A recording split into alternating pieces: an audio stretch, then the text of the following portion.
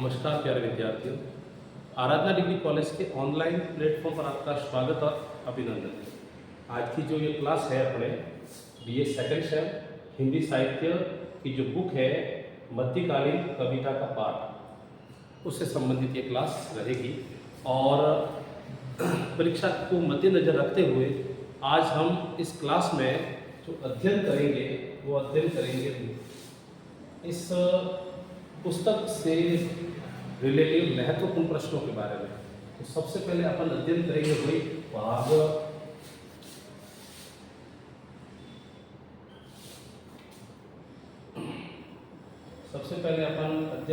भाग फर्स्ट के बारे में। तो भाग फर्स्ट में जो सवाल पूछे जाते हैं तो 10 सवाल पूछे जाते हैं। भाग और जो सवाल पूछे जाते हैं आपके लघुतरात्मक सवाल,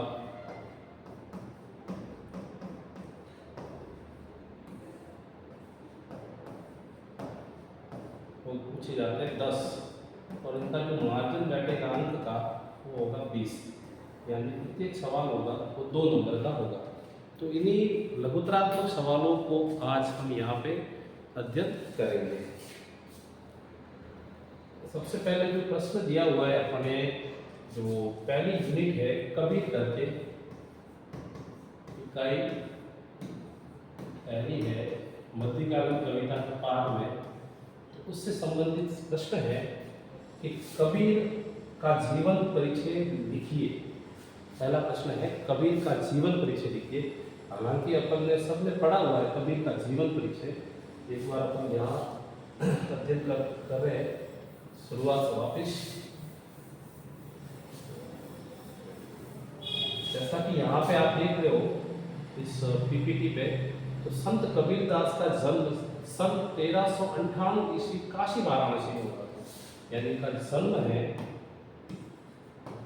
जन्म होता है काशी में, जो आज के समय में इसको कहते हैं वाराणसी।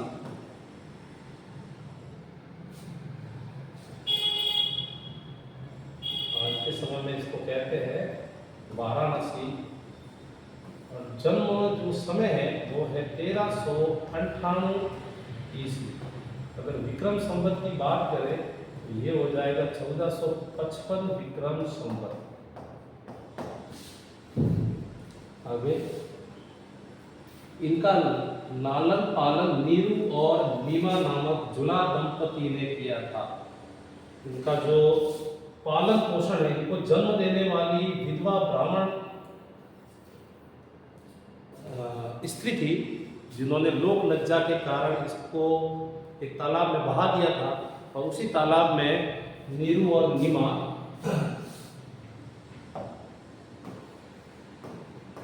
इनको ग्रहण कर लेते हैं। और फिर आगे जो इन दंपति का जो परिवार था वो तो जुलाहा करके, अर्थात ये जुलाहा दंपति थे। भक्ति काल के निर्गुण ज्ञानाश्रय शाखा के प्रतिनिधि कवि है ये, यानी कबीरदास थे वो निर्गुण शाखा, भक्ति काल का जो निर्गुण शाखा है उसमें जो ज्ञानाश्रय शाखा अर्थात संत काव्य हैं उनके ये प्रतिनिधि कवि थे। इनके गुरु का नाम रामानंद था। और ये जो बात है हमें पता चलती है नावादास के जो ग्रंथ है वहां से। यानी इनके गुरु का नाम क्या था? इनके गुरु का नाम था रामानंद। रामानंद के कुल 12 शिष्य थे। उन 12 शिष्यों में से एक कबीर भी इनका शिष्य था। कबीर की वाणी का संग्रह है बीजक कहलाता है। कबीर की वाणियों का संग्रह क्या कहलाता है? बीजक। और बीजक के 3 भाग है। पहला भाग है शब्द, दूसरा है साखी और तीसरा भाग है रमेणी। और इनका जो संकलन करता है बीजक के, वो इनके प्रिय शिष्य धर्मदास है। शब्द, साखी और रमेणी कबीर की भाषा को सदुकड़ी भाषा या पंचमेल खिचड़ी कहा जाता है। तो पंचमेल खिचड़ी कहने वाले जो विद्वान थे उनका नाम है श्याम सुंदर दास। और शतुकड़ी कहने वाले थे इनकी भाषा को, तो वो है रामचंद्र शुक्ल। सन 1518 में इनका देहांत हो जाता है मगहर नामक स्थान पर। कहाँ पे इनका देहांत हो जाता है? मगहर नामक स्थान पर। दूसरा प्रश्न है दुल्हनी गावो मंगलाचार, ये कुछ पद है अपने कबीरदास के, उसमें लिखा हुआ है कबीरदास ने दुल्हनी गावो मंगलाचार, मारे घर आयो राम रतन भरतार। तो ऐसे करके ये जो लाइन है, इस लाइन में दुल्हनी का जो अर्थ है वो क्या होगा? तो यहाँ पे जो दुल्हनी का अर्थ है वह होगा नवविवाहित स्त्रियां अर्थात सौभाग्यवती नारियां। मलिक मोहम्मद जायसी की किन्हीं दो रचनाओं के नाम लिखिए। तो ये मलिक मोहम्मद जायसी की कोई दो रचनाएं हैं, इसमें दी हुई है। मलिक मोहम्मद जायसी की पद्मावत और आठवीं कला। हम थोड़ा समझने का प्रयास करेंगे मलिक मोहम्मद जायसी की कुल कितनी रचनाएं हैं और अपन पढ़ते हैं उन रचनाओं को।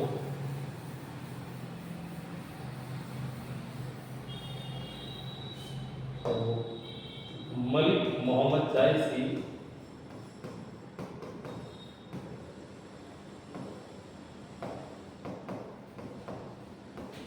मलिक मोहम्मद जायसी है वो कौन थे? पहले तो ये थोड़ा पता करते हैं। तो ये थे अपने भक्ति काल, जैसे ये भक्ति काल है, यहाँ से भी प्रश्न पूछा जा सकता है। भक्ति काल को दो भागों में विभक्त किया गया। पहला जो है भाग उसको कहेंगे सगुण शाखा और दूसरे भाग को अपन यहाँ कहेंगे निर्गुण शाखा। सगुण शाखा पुनः दो भागों में विभक्त हो जाती है, रामाश्रय काव्य के रूप में या शाखा के रूप में, और दूसरा है कृष्णाश्रय शाखा। अपन यहाँ पे इनको न पढ़कर अपन को यहाँ से मतलब है। तो पहला था ज्ञानाश्रय, जो संत काव्य के नाम से भी प्रसिद्ध हुआ। डॉक्टर रामकुमार वर्मा ज्ञानाश्रय शाखा को संत काव्य कहते हैं। और दूसरा यहाँ पे था प्रेमाश्रय शाखा, और प्रेमाश्रय शाखा को डॉक्टर रामकुमार वर्मा ने यहाँ पे कहा है सूफी काव्य। तो इन्हीं सूफी काव्य के जो प्रतिनिधि कवि थे वो थे अपने,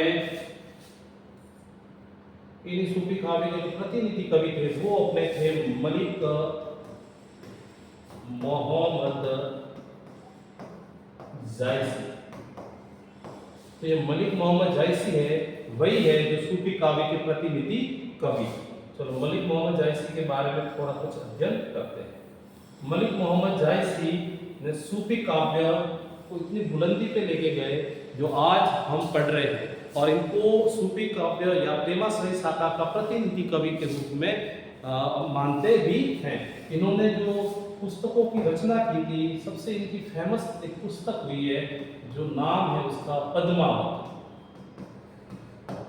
पद्मावत में रतन सेन, पद्मावती, नागवती, राघव चेतन करके ये जो पात्र है वही है ये पद्मावत। और उसके बाद में इन्होंने दूसरी पुस्तक लिखी थी, उनका नाम है आखिरी कलाम, जो बाबर के समय लिखी गई थी, आखिरी कलाम। और यहाँ से एक प्रश्न हमेशा पूछा जाता है कि आखिरी कलाम में किसका वर्णन है? तो आखिरी कलाम में जो वर्णन है वह है कयामत का वर्णन। किसका वर्णन है? कयामत का। इसलिए अगर पुस्तक की बात करें तो ये पुस्तक लिखी थी अखरावट करके। चौथी है मसलनामा, मसलनामा। और एक और उसने पुस्तक लिखी थी कहानावत करके। तो इस तरह से इनकी ये पुस्तकें ही, अपन को यहाँ पे दो पुस्तकों से मतलब है, तो दो पुस्तक है वो कुछ इस प्रकार से हैं। नेक्स्ट क्वेश्चन है यहाँ पे, सूरदास की किन्हीं दो रचनाओं के नाम लिखिए। तो सूरदास जो है वो कृष्णाश्रय शाखा के प्रतिनिधि कवि है। सूरदास जी हैं कृष्णाश्रय शाखा के प्रतिनिधि कवि, और तुलसीदास है वह रामाश्रय शाखा के प्रतिनिधि कवि। और अभी आगे मैं जिक्र कर चुका हूँ सूफी काव्य के प्रतिनिधि कवि है वो मलिक मोहम्मद जायसी है। और ज्ञानाश्रय या संत काव्य के जो प्रतिनिधि कवि है वह है कबीर दास। तो यहाँ पर अपन बात कर रहे हैं अभी सूरदास की। तो सूरदास थे वो प्रतिनिधि कवि कहलाए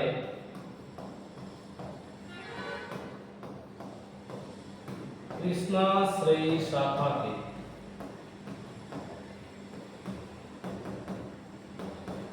और इनकी जो यहाँ पे अगर अकॉर्डिंग बात करें प्रश्न के अकॉर्डिंग, तो इन्होंने जो रचना की थी अपने काव्य ग्रंथों की रचना, तो पहला जो ग्रंथ है बात करें तो एक तो है भ्रमर गीत करके, भ्रमर गीत, और दूसरा है सुर सागर,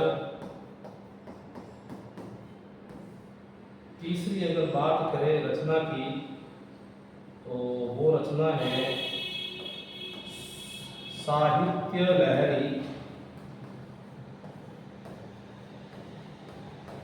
इस ग्रंथ में दृष्टकूट पद है, और उसके बाद में है सुर शारावली, सुर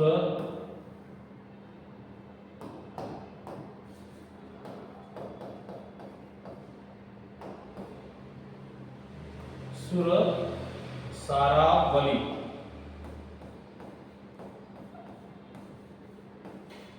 तो ये थे सूरदास के जो ग्रंथ।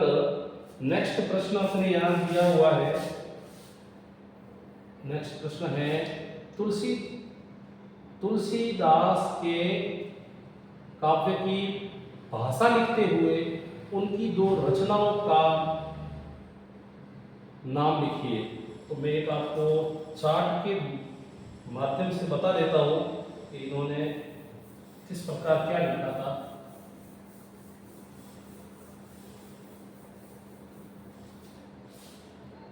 अपन पढ़ते हैं भक्तिकाल, क्योंकि पहली यूनिट मध्यकालीन कविता के पाठ में पहली यूनिट, दूसरी यूनिट और तीसरी यूनिट, आपकी जो तीनों यूनिट दी हुई है वो भक्ति काल के महान कवियों की है। तो एक बार अपन यहाँ पे चार्ट के माध्यम से समझने का प्रयास करेंगे ये चारों कवि किस प्रकार से है।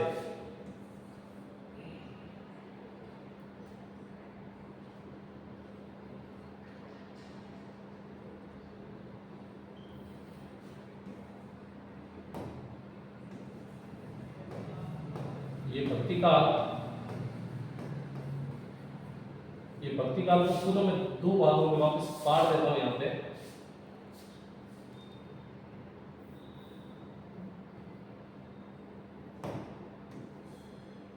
ये सगुण शाखा,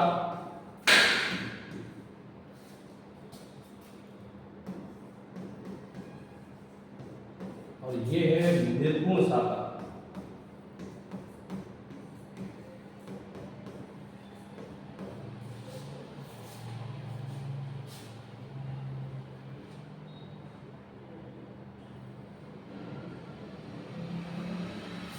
इनको पुनः अपन दो भागों में विभक्त करेंगे। ये जो शाखा है इसको कहेंगे यहाँ पे हम रामाश्रय शाखा,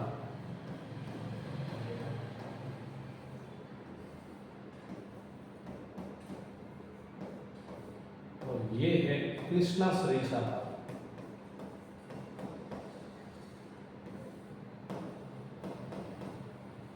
ये जो टेबल बनवाई थी ये रामचंद्र शुक्ल ने बनाई थी।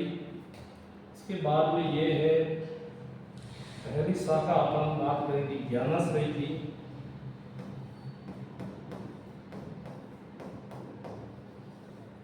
ज्ञानाश्रय शाखा को जो कहा था,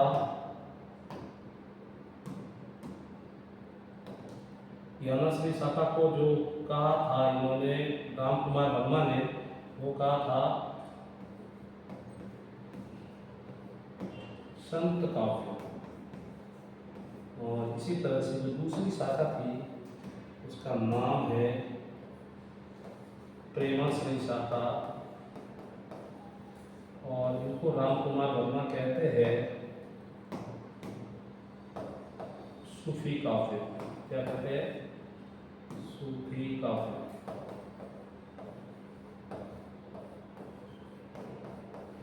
ये है भक्ति काल का ढांचा। अब मैं यहाँ पे जो आपको समझाना चाहता हूँ वो कुछ ये समझाना चाहता हूँ कि रामाश्रय शाखा के जो प्रतिनिधि कवि थे उनका नाम था तुलसीदास, और इनकी भाषा थी वो अवधी भाषा थी। कैसी भाषा थी? अवधी भाषा। इसी तरह से कृष्णाश्रय शाखा के जो प्रतिनिधि कवि थे उनका नाम था सूरदास, और इन्होंने मुख्य रूप से अवधी की जगह ब्रज भाषा का प्रयोग किया है। किस भाषा का प्रयोग किया है? ब्रज भाषा का। अब यहाँ पे आएंगे, यहाँ पे संत काव्य और इनके प्रतिनिधि कवि है अपने कबीरदास, और कबीरदास की भाषा को सदुकड़ी भाषा कहा गया है। क्या भाषा कहा गया है? और ये सदुकड़ी कहने वाले मैं पहले ही जिक्र कर चुका हूँ। ये सदुकड़ी जो भाषा कहने वाले जो विद्वान थे उनका नाम था रामचंद्र शुक्ल, हिंदी साहित्य के महान आलोचकों में से एक। इसके अलावा इनकी भाषा को पंचमेल खिचड़ी भी कहा है, और वो पंचमेल खिचड़ी कहने वाले जो थे महान विद्वान हिंदी साहित्य के, तो वह थे श्याम सुंदर दास। इसके अलावा इन्हों को भाषा का डिक्टेटर भी किसी ने कहा है, तो वो कहने वाले विद्वान थे, उनका नाम है हजारी प्रसाद द्विवेदी। तो इस तरह से इन्हों को भाषा के माध्यम। अब यहाँ पे जो भाषा है इनकी जो ठेठ अवधी भाषा है, तो ये भाषा वाला थोड़ा क्लियर हो गया। अब मैं थोड़ा क्लियर करना चाहूंगा यहाँ पे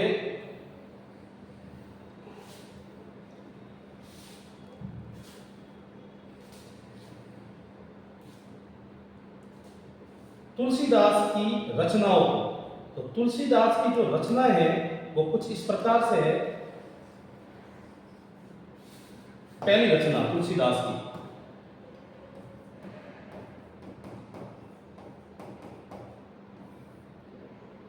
फेमस रचना है इनकी रामचरितमानस। क्या नाम है रचना का? रामचरितमानस।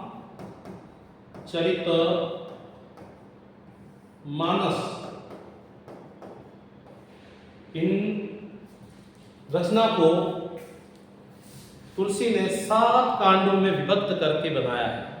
जो 7 कांड इस प्रकार से है, प्रश्न पूछे जा सकते हैं यहाँ से भी, इसलिए मैं थोड़ा यहाँ पे इन कांडों का भी जिक्र कर रहा हूँ।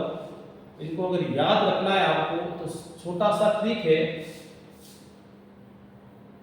पहले इस प्रश्न को अपन पढ़ रहे हैं। यहाँ पे प्रश्न था तुलसी के बारे में कि तुलसीदास की भाषा कैसी है। तो तुलसीदास की भाषा है, वो भाषा है इनकी अवधी भाषा। कैसी भाषा है? मुख्य रूप से तो अवधी भाषा है, गौण रूप से कह सकते हैं इन्होंने ब्रज भाषा का भी प्रयोग किया है, वो एक अलग चीज है। इनकी रचनाएं हैं रामचरितमानस, पहली रचना, सबसे बड़ी रचना, इनको महान बनाने वाली रचना, जो है 7 कांडों में। कितने कांडों में विभक्त है? इसको याद रखने का छोटा सा सूत्र है, बा कश लू। बी का मतलब होता है बालकांड, ए का मतलब होता है अयोध्या कांड, फिर ए आता है बी ए, तो यहां मतलब हो जाएगा अरण्य कांड, फिर के का मतलब होता है किष्किंधा कांड, फिर एस का मतलब होगा सुंदर कांड, फिर एल का मतलब होता है लंका कांड, और यू का मतलब होता है उत्तर कांड। तो इस 5-7 कांडों को मिलाकर इन्होंने रामचरितमानस है उनकी रचना की, जो अवधी भाषा में लिखा गया है। और इसी आधार पर अपन कह सकते हैं कि तुलसी की जो भाषा है वो कैसी भाषा है? अवधी भाषा। कैसी भाषा है? अवधी भाषा। नेक्स्ट प्रश्न की तरफ अपन जाते हैं। हाँ, एक और रचना बता देता हूँ मैं इनकी। रामचरितमानस के अलावा इन्होंने गीतावली लिखी, जो मुख्यतः ब्रज भाषा में लिखी गई है। इसके अलावा इन्होंने कवितावली लिखी, वह भी ब्रज भाषा में लिखी गई है। राम लल्ला नहचु लिखते हैं ये, राम लल्ला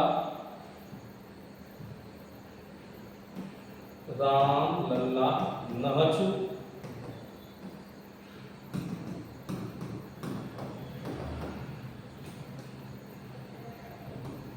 बर्वे रामायण। इस तरह से अपन उसको 2 चाहिए थी, तो आपको मैंने बता दिया, 4-5 बता दिए। थोड़ा ध्यान रखना शिक्षा की दृष्टि से, ये इनकी रचना है, बहुत ही मोस्ट इंपोर्टेंट है, याद कर लेना। नेक्स्ट जो सवाल है यहाँ पे, सवाल का नाम 6 नंबर सवाल है, तुलसीदास के गुरु का नाम बताते हुए उनकी भक्ति भावना लिखिए। तो तुलसी के गुरु का नाम सर्वविदित है, तो तुलसीदास के गुरु का नाम था नरहरिदास, और इनके शास्त्रीय गुरु की अगर बात करें तो शेष सनातन कहीं पर मिलता है, लेकिन अपन यहाँ पे जो अगर उत्तर की बात करेंगे तो अपन यही लिखेंगे कि इनके गुरु का नाम नरहरिदास था, और इनकी जो भक्ति भावना थी, भक्ति भावना इनकी थी सेवक और सेव्य, और इसको अपन कह सकते हैं दास्य भाव की। कैसी भक्ति भावना थी इनकी?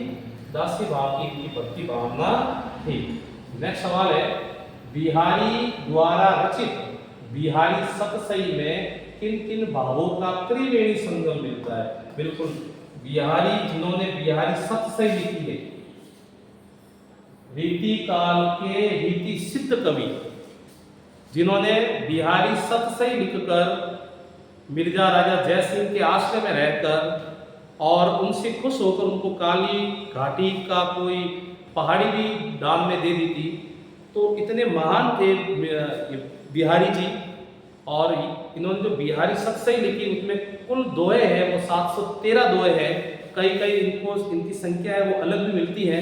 अपन बात कर रहे हैं बिहारी सतसई में भावों की, तो बिहारी सतसई में आपको अगर भाव की बात जाननी है सतसई, तो 713 दोहों का निचोड़ निकालना पड़ेगा। इन 713 दोहे में आपको भक्ति संबंधी दोहे भी मिलेंगे, नीति संबंधी दोहे भी मिलेंगे, और वही नायिका से संबंधित श्रृंगार संबंधी दोहे भी मिलेंगे। इस आधार पर अपन कह सकते हैं कि बिहारी सतसई में भक्ति, नीति और श्रृंगार का जो त्रिवेणी संगम है वह देखने को मिलता है। ये भी इंपॉर्टेंट सवाल है परीक्षा के दृष्टि से। नेक्स्ट जो सवाल है अपना, वो सवाल है स्वच्छंद मार्गी कवियों में, स्वच्छंद मार्गी कवियों में अग्रणी कवि कौन है? तो स्वच्छंद मार्गी कवियों में सबसे अग्रणी कवि है वो कुछ इस प्रकार से, एक बार अपन नजर घुमाते रीति काल के ऊपर। तो रीति काल में जो विद्वानों ने, साहित्यकारों ने जो भाग स्पष्ट किए हैं वो है कुछ इस प्रकार से, रीतिबद्ध, रीति सिद्ध, और एक है रीति मुक्त। तो बिहारी जी का मैं जिक्र यहाँ किया था, रीति सिद्ध कवि है वो। इनके साथ में एक और कवि भी है अयोध्या के राजा अपने द्विजदेव, उनका भी जिक्र मिलता है यहाँ पे। लेकिन अब बात कर रहे हैं अपन रीति मुक्त में। तो रीति मुक्त अगर कवियों के अंदर अपन बात करें तो घनानंद की बात आएगी, ये घनानंद जी है, इनकी बात आएगी। और यही है स्वच्छंद मार्गी कवियों में अग्रणी कवि किसे कहा जाता है? तो रीति मुक्त कवि है घनानंद। क्या नाम है? घनानंद। ये है स्वच्छंद मार्गियों में सबसे अग्रणी कवि। प्रश्न सीधा साधा पूछा जाता है जो मैंने यहाँ पे अभी आपको बता दिया है। नेक्स्ट सवाल, अलंकार को परिभाषित करते हुए अलंकार को परिभाषित करते हुए अलंकार के मुख्य भेद लिखिए। तो अलंकार की अगर परिभाषा अपन देखें तो अलंकार की परिभाषा है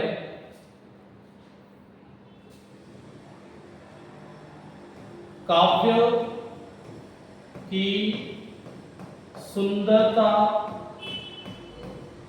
बढ़ाने वाले शब्द कहे यहां पे अपन तत्व कहे को अलंकार कहा जाता है।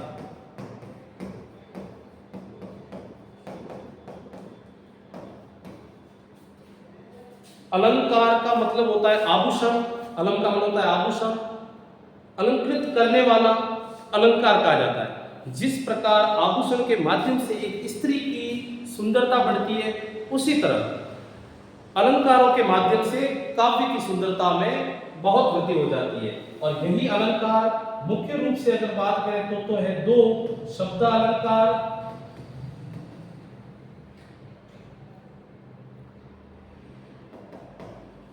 शब्दालंकार और एक है अर्थालंकार।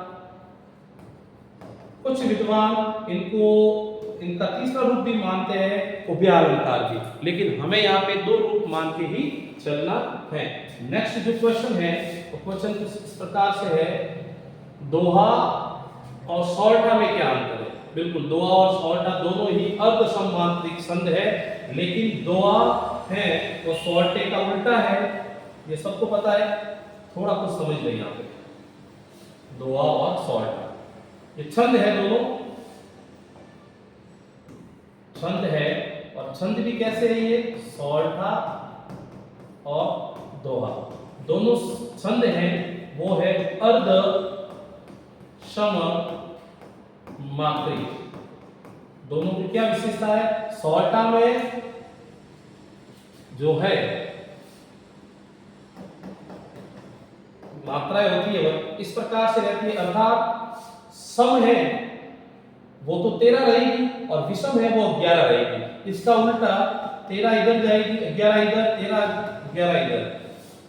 तो ये है कि मुख्य रूप से विशेषता सौरठा की ये है मात्राएं, और इनकी मात्राएं कुछ इस प्रकार से हैं, और दोनों ही कैसे हैं? अर्ध सममात्रिक छंद है। तो ये थे अपने क्वेश्चन लघुतरात्मक। मैंने कुछ बड़े सवाल भी बनाए हैं और उसमें 3 व्याख्या है और 3 है अपने बड़े सवाल, क्योंकि आपके भाग ब में 3 व्याख्याओं के साथ में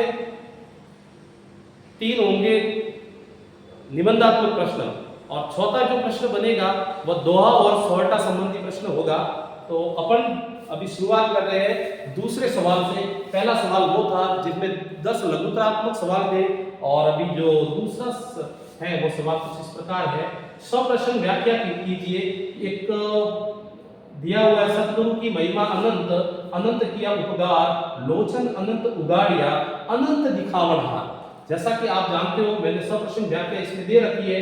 इसमें जो प्रश्न व्याख्या किस प्रकार से दे रखी है, प्रस्तुत काव्यांश कबीर द्वारा रचित गुरुदेव को अंग से अवतरित है।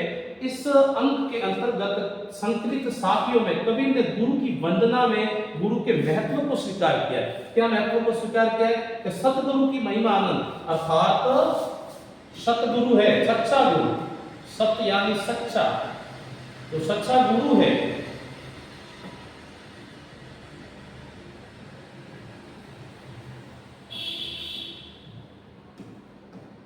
सच्चा जो गुरु है उसकी महिमा है वो अनंत है, जिसकी कोई सीमा नहीं है। अनंत किया उपकार, उन्होंने मेरे ऊपर बहुत सारे उपकार किए हैं। लोचन अनंत उगाड़िया, लोचन का मतलब होता है मेरी आंखें खोल दी है, उन्होंने मेरी आंखों को खोल दिया है। वही आंखें बुरा देखने वाली, बुराई की तरफ जाने वाली, अंधकार वाली आंखों को खोल दिया है और उजाला फैला दिया मेरी आंखों में।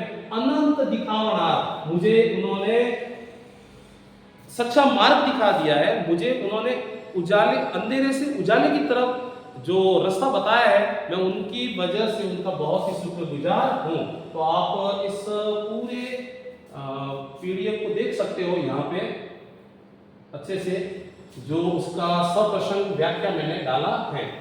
दूसरा जो मैंने यहाँ डाला है वो है अपने पद्यांश, वो है माया दीपक नरपतन भ्रमी भरमी इव पड़त कहे कबीर गुरु ज्ञान थे एकाक उग्रत। तो ये भी कबीर दास का ही है। और इनमें जो माया रूपी जंजाल में जिस प्रकार एक मनुष्य पड़ जाता है और फिर वह उस के अंदर पड़ने के बाद में बाहर नहीं निकलता, उसके बारे में यहाँ पे बात की गई है। तो देखो अपन पढ़ रहे हैं यहाँ पे दूसरी शाखी के अंतर्गत कबीर दास जी ने गुरु ज्ञान के माध्यम से माया के चक्कर में जीव की मुक्ति का वर्णन किया है।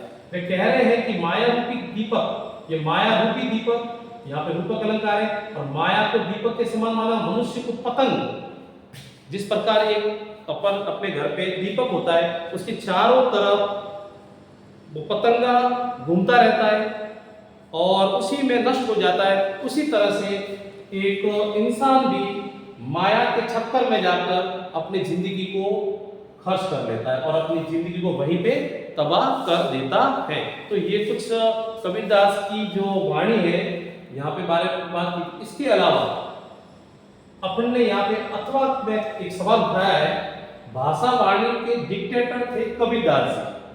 डिक्टेटर का मतलब है यहाँ तानाशाह से है, तो वो थे, अर्थात भाषा के मामले में कबीर दास ने किसी के साथ में शालीनता या फिर अपन कहेंगे भेदभाव नहीं किया। उन्होंने जो भाषा पकड़ी उसके ऊपर उन्होंने एक तानाशाह की भांति अपना अधिकार सिद्ध किया। तो यहाँ पे इसी तरह से कुछ है इनकी पॉइंट। तो क्या है इनके पॉइंट वो समझने का प्रयास करेंगे। भाषा पर पूर्ण नियंत्रण।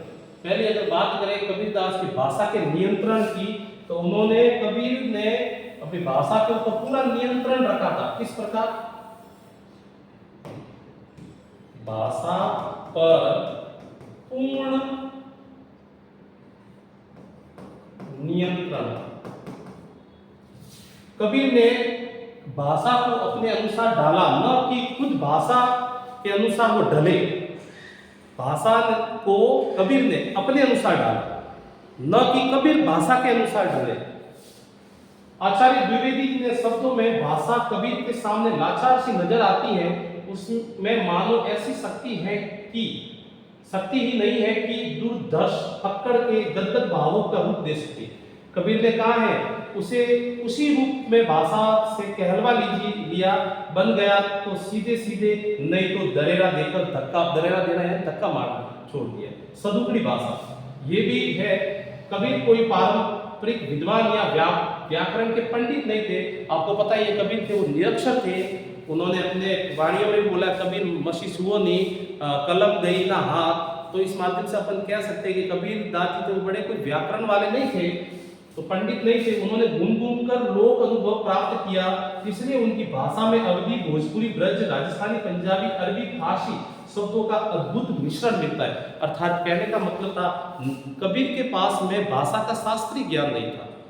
कबीर के पास में जो ज्ञान था भाषा का, वो व्यवहारिक ज्ञान था।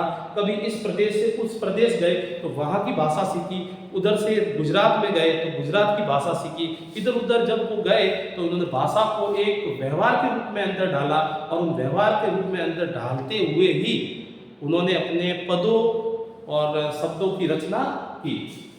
बात को बेबाकी से कहना, कबीर के काव्य में बातें हैं वो बेबाकी से कहने का जो है तरीका वो मिलता है एक तानाशाह की तरह। कबीर को किसी का डर नहीं था। समाज की कुरीतियां, धार्मिक पाखंडों और अंधविश्वासों को छोड़ करते थे। वो इन्होंने समाज में जो कुरीतियां थी उनको बेबाकी से अपने भाषा के माध्यम से बोल दिया। उन्होंने विभिन्न सारे बताए, काकर पात्र जोड़ के मस्जिद दियो सुनाए, ताऊ पर मुल्ला बाग देखिए बहरा हुआ खुदा है। तो ये एक समाज के ऊपर छोड़ दिए और हिंदुओं के ऊपर भी कहा इन्होंने ऐसे। फिर सहजता, कबीर की भाषा भले ही अनपढ़ थी, अनगढ़ थी या अनपढ़ थी, लेकिन उसके संदेश को सीधे दिल तक पहुंचाने की गजब क्षमता थी। वे गुड़ को गुड़, दार्शनिक और आध्यात्मिक बातों को भी बेहद लोक भाषा में कहते थे। झिनी झिनी बनी चदरिया के माध्यम से समझो।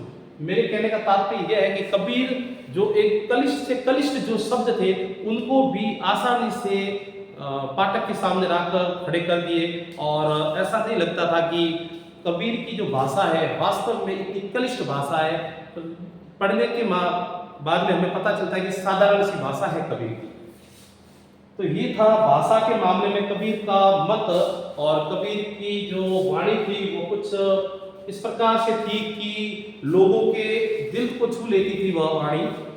एक और है, नेक्स्ट अगर बात करें तो नागवती चतुर, ये है पद्मावती से लिया गया पद्य है, और पद्मावती में जिस पद्य की अपन ने बात की है वो भी अगर इम्पोर्टेंट ही है। इसका जो प्रश्न भी मैंने दे रखा है यहाँ पे, इस पद में कवि ने राजा रतन सेन की पत्नी नागवती के विरह का प्रारंभिक अवस्था का मार्मिक चित्रण किया है। राजा रतन सेन जब सिंहल द्वीप गए तब लौट कर आए। कहने का मतलब यह है कि जब रतन सेन नागमती को छोड़कर सिंहल द्वीप की तरफ जाते हैं और सिंहल द्वीप में ही फंस जाते हैं, तब नागमती की क्या अवस्था हुई है, क्या उसकी दुर्दशा हुई है, उसका वर्णन इस पद्य में देखने को मिला है। और यह नागमती द्वारा कहे गए शब्द है, नागमती चित उर पत हेरा, पियू जो गए फिरी किन्ह न फेरा। कहने का तात्पर्य यह है कि रानी नागमती चित्तौड़ के मार्ग पर टकटकी लगाए अपने पति का रास्ता देख रही है। ये अत्यंत दुखी है। वो दुखी होकर कह रहे हैं कि जब से गए थे चित्तौड़ छोड़कर उन्होंने मेरी तरफ मुंह फेर कर भी नहीं देखा है। वो सिंहल द्वीप में ही फंस गए हैं। नागरी नारी काहू बस फेरा, नागरी का मतलब है चतुर, और नारी वही पद्मावती के बारे में बात कर रहे हैं। या फिर यहाँ ऐसा लगता है कि रास्ते में किसी चतुर सुंदर स्त्री के वश में। अब चतुर स्त्री की बात करें तो वो पद्मावती है, और इन्होंने स्त्री का यहाँ पे जिक्र किया है। उसी मोहिन ते बी मोही मौसु चित्तु हरा, उन्हीं मोहिनी स्त्री ने मेरे प्रियतम को अपने प्रेम जाल में फंसा लिया है, इसीलिए वो अभी तक मेरे जो प्रदेश है चित्तौड़ नहीं आए हैं। तो ये इनकी जो पीडीएफ है मैंने अंदर डाल दी है, आप देख लेना इसको अच्छे से। फिर है सूरदास के बारे में कि सूरदास का वात्सल्य वर्णन। कहने का मतलब ये प्रश्न कैसे पूछा जाएगा, सूरदास वात्सल्य सम्राट थे, इस कथन की पुष्टि कीजिए। तो ये कुछ सवाल ऐसा पूछा जा सकता है। तो उन्होंने वात्सल्य के लिए बाल कृष्ण का सौंदर्य रूप का वर्णन किया, उन्होंने कृष्ण के बालपन का वर्णन किया है। उन्होंने कैसे वर्णन किया, देखो, माता पिता यशोदा और नंद को तो प्रेम सुंदर जान ही पड़ते थे, पर अन्य गोपियों के मन भी बाल कृष्ण की सुंदरता ने मोह लिया था। एक गोपी दूसरी गोपी से बाल कृष्ण का वर्णन कर रही है। हरिजू की बाल छवि कहो बरनी। कहने का मतलब यह है कि कृष्ण के जो बालपन का वर्णन है सूरदास ने तो किया है, लेकिन गोपियों के माध्यम से भी करवाया है, यशोदा के माध्यम से भी करवाया है, और गोकुल वासियों के माध्यम से भी कृष्ण की जो बाल लीला का वर्णन उन्होंने करवाया है। इसीलिए कहते हैं कि सूरदास थे वो वात्सल्य के सम्राट कवि कहलाते हैं। दूसरी बात है, बाल कृष्ण को छलना सीखना, बाल कृष्ण का दूध पीना, बाल कृष्ण का हट करना, बाल कृष्ण का गोचारण करना। तो ये तमाम जो कृष्ण के प्रति बातें जो अपने सूरदास ने अपने काव्य में कही हैं, वो वास्तव में उनको ये सिद्ध करवाती है कि कृष्ण का ऐसा वर्णन भक्ति काल में कोई नहीं कर सकता। नेक्स्ट है सप्रश्न व्याख्या करके बोलते साज, ये है घनानंद का, और घनानंद ने इस के अंदर जो बताया है कि भोर से साज लो कानन और निहारती बावी नेकु न हारती, साज ते भोर लो तारनी ताकी वो तारनी सो इक तार न तारती, जो कहे तो भाव तो दिखी परे घनानंद आसुनी कौशल गारती। अर्थात ये घनानंद का जो है, तो आप इसमें प्रश्न लिख सकते हो, प्रस्तुत पद्यांश कविवर घनानंद द्वारा रचित है, या कवि ने विरहणी नायिका की मनोदशा का वर्णन किया है। कवि कहते हैं कि सवेरे से लेकर शाम तक वह जंगल को देखती रहती है। भोर ते साँझ लो कानन, कानन यानी जंगल, भोर यानी सुबह और साँझ यानी शाम तक, सुबह से लेकर शाम तक जंगल को निहारती रहती है, तनिक भी नहीं थकती, बावड़ी नु नेकु हन हारती। इसी प्रकार रात से लेकर सवेरे तक एक टक नेत्रों से तारनी, ताकि वो तारनी यानी तारों को देखती रहती है। उसकी यह कथा का अंत इतना ही नहीं, वैसे तो दिन भर श्री कृष्ण की बात जोती रहती है, किंतु यदि उसे कहीं अच्छा लगने वाला प्रियतम दिख जाए तो वह ऐसे अवसर का सारा मजा आंसू बहाकर ही नष्ट कर देती है। इस प्रकार उस नायिका को अपने प्रिय कृष्ण के सामने देखने की लालसा सदैव बनी रहती है। कहने का मतलब यहाँ पे जो घनानंद ने सुजान के माध्यम से कृष्ण का जो वर्णन किया है वो बहुत ही काबिले तारीफ वर्णन है। तो ये पीडीएफ यहाँ तक थी। आगे है बिहारी सागर में गागर में सागर भरने वाले कवि है। क्या प्रश्न बनेगा? बिहारी है कविवर बिहारी, जिन्होंने बिहारी सतसई लिखी है, उन्होंने गागर में सागर भर दिया है, यानी कि कम बातों के द्वारा बहुत सारी बातें लिख दी है उन्होंने। तो ये किस प्रकार से लिखा है उन्होंने? तो एक तो इनकी भाषा की वह समाहार शक्ति मिलती है, इनकी भाषा के अंदर एक कल्पना की समाहार शक्ति मिलती है। तीसरा अगर पॉइंट की बात करें तो बहुज्ञता और ज्ञान का समन्वय मिलता है। तीसरी अगर बात करें अलंकार योजना है इनके पास में, शिल्पगत चमत्कार है, यानी उनके भाषा के माध्यम से इन्होंने बहुत ज्यादा चमत्कार कर दिया है। आचार्य रामचंद्र शुक्ल ने बिल्कुल सटीक लिखा है, यदि प्रबंध काव्य एक विस्तृत वन स्थली है तो मुक्तक काव्य चुना हुआ गुलदस्ता। बिहारी के दोहे के बारे में इन्होंने ये कहा था। पांचवा जो क्वेश्चन है वो लिखा है यहाँ पे छंद के मुख्य भेद। तो छंद के दो मुख्य भेद होते हैं, एक तो होता है मात्रिक छंद और एक होता है वार्णिक छंद। मात्रिक छंद में मात्राएं गिनी जाती है और वार्णिक छंद में वर्णों को गिना जाता है। अब किस प्रकार गिनी जाती है वो आप इस पीडीएफ के माध्यम से एक बार देख लेना। फिर अपन बात करते हैं अलंकार की। काव्य की शोभा बढ़ाने वाले तत्व या धर्म या फिर शब्दों को अपन अलंकार कहेंगे।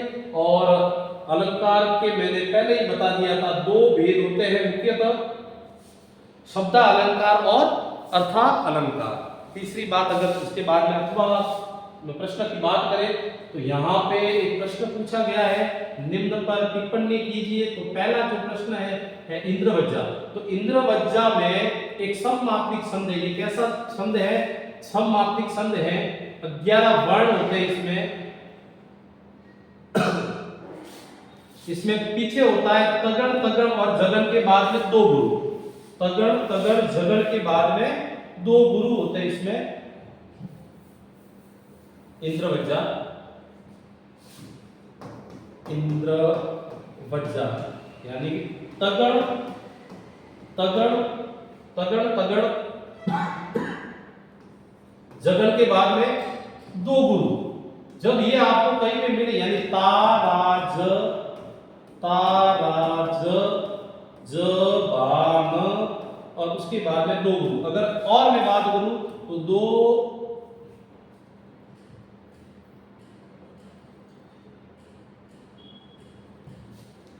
दो दो एक, दो दो एक, एक दो एक, अर्थात गुरु गुरु लघु, गुरु गुरु लघु, लघु गुरु लघु, और ये दोनों है ये। तो ये लाइन कैसे बनेगी पूरी?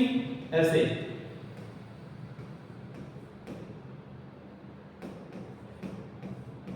तो ये जो सीक्वेंस जो लाइन बनेगी वह लाइन बनेगी अपने इंद्रवज्जा की। ठीक है।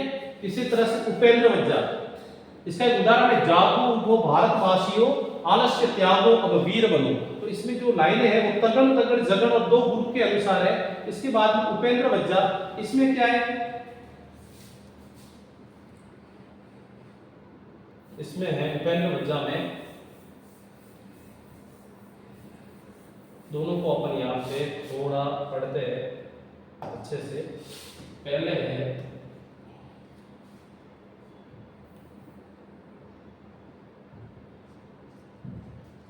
इंद्रवज्जा, उसके बाद में है उपेंद्र वज्जा,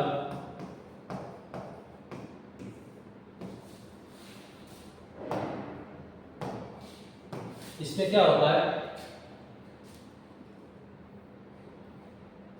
इसमें यहां पे दिया हुआ है तगड़, तगड़ और जगड़, और इनके बाद में भी दो है गुरु। इधर क्या दिया हुआ है, इधर दिया हुआ है उपेंद्र वज्जा में जगड़, तगड़, जगड़ और दो गुरु। अब इसकी जो लाइन बनेगी वो लाइन कुछ इस प्रकार से बनेगी,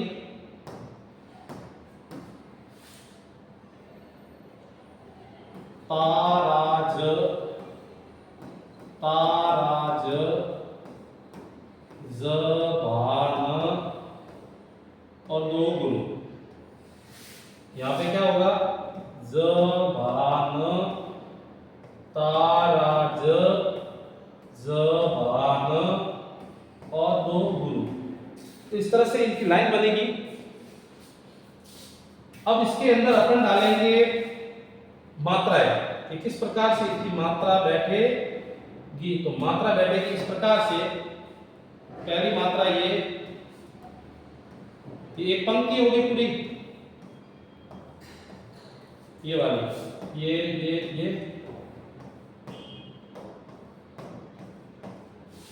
ये दोनों में है चेंजेस या भिन्नता। फिर है अपने रोला। रोला एक प्रसिद्ध सममात्रिक छंद है। कैसा छंद है ये, सममात्रिक, जिसका प्रयोग वीर रस प्रदान काव्य में किया जाता है। इसमें कुल कितनी मात्राएं होती है, रोला में जो मात्राएं होती है वो होती है 24 मात्रा। कितनी मात्रा होती है, 11-13 होती है। और ये सोल्टा जैसा ही छंद है, क्योंकि सोल्टा में भी 11-13 मात्रा होती है। सोल्टा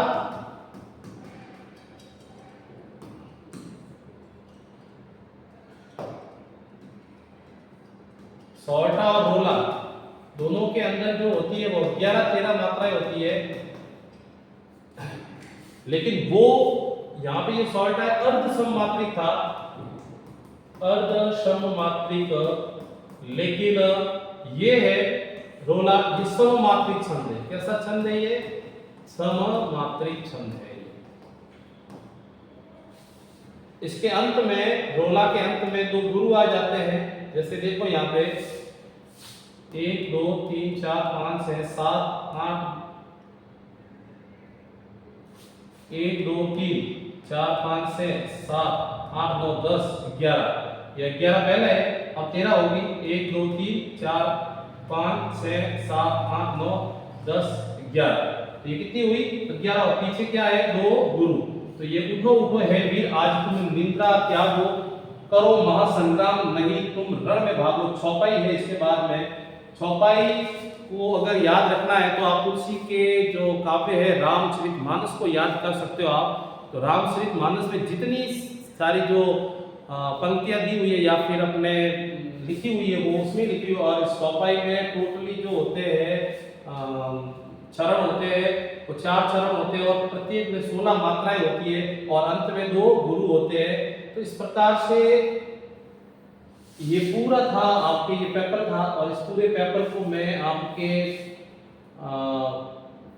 जो ग्रुप है उसमें सेंड कर दूंगा और ये वीडियो भी उसके साथ में आ जाएगा और इसका PDF है वो उसके साथ में मैं अटैच कर दूंगा। आज की क्लास में इतना ही, आगे की क्लास में फिर मिलेंगे। धन्यवाद।